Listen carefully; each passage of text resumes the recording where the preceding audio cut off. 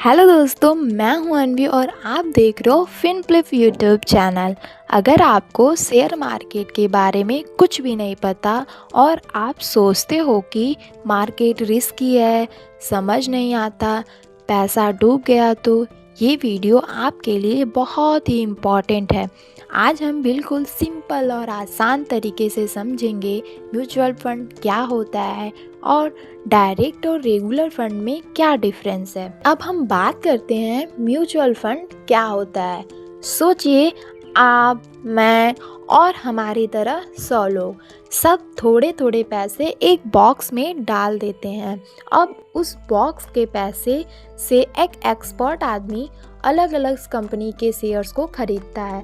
इसी सिस्टम को कहते हैं म्यूचुअल फंड। मतलब आसान भाषा में हम कह सकते हैं, आपका पैसा, मेरी तरह और लोगों का पैसा सब मिलकर इन्वेस्ट होता है और एक प्रोफेशनल उसे मैनेज करता है।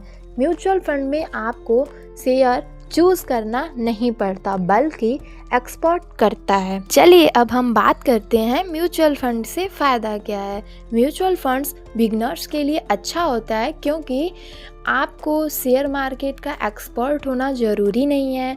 कम पैसे से स्टार्ट हो जाता है, रिस्क थोड़ा कम होता है क्योंकि पैसा अलग अलग जगह इन्वेस्ट होता है। इसीलिए बिगनर्स अक्सर म्यूचुअल फंड से ही स्टार्ट करते हैं। चलिए अब हम बात करते हैं आज के सबसे इम्पोर्टेंट टॉपिक पर, डायरेक्ट फंड और रेगुलर फंड। म्यूचुअल फंड के 2 टाइप होते हैं, direct mutual fund, regular mutual fund. दोनों सेम फंड होते हैं, बस लेने के तरीके अलग होते हैं। चलिए अब हम बात करते हैं रेगुलर म्यूचुअल फंड क्या होता है। रेगुलर फंड में आप किसी एजेंट, बैंक या एडवाइज़र के थ्रू इन्वेस्ट करते हो। एजेंट आपको फंड सजेस्ट करता है, पेपर वर्क करता है और आपको गाइड करता है। इसके बदले में एजेंट को कमीशन मिलता है और ये कमीशन आपके रिटर्न में से ही काटा जाता है। चलिए अब हम बात करते हैं डायरेक्ट म्यूचुअल फंड क्या होता है। डायरेक्ट फंड में आप खुद से इन्वेस्ट करते हो, इस पे कोई एजेंट, बैंक या एडवाइज़र के थ्रू इन्वेस्ट करना नहीं पड़ता, इसीलिए इसमें कोई कमीशन नहीं लगता, रिटर्न थोड़ा ज़्यादा होता है। चलिए अब हम बात करते हैं डायरेक्ट फंड और रेगुलर फंड में क्या डिफरेंस है। इसे हम एक सिंपल एग्जांपल से समझते हैं। मान लो आपने 10 साल के लिए इन्वेस्ट किया है। रेगुलर फंड में रिटर्न थोड़ा कम मिला और डायरेक्ट फंड में थोड़ा ज़्यादा। ये थोड़ा थोड़ा डिफरेंस 10-15 साल में बहुत बड़ा अमाउंट बन जाता है।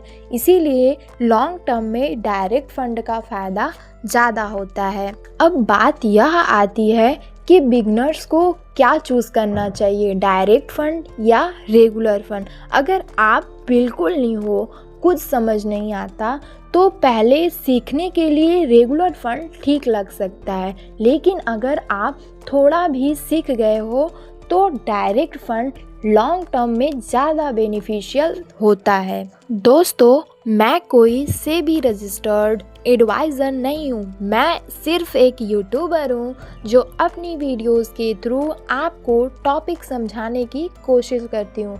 कोई भी फाइनेंशियल डिसीजन लेने से पहले खुद की रिसर्च और एनालिसिस ज़रूर कीजिएगा। अगर आपको ये वीडियो समझ आई हो तो वीडियो को लाइक और चैनल को सब्सक्राइब ज़रूर कीजिएगा।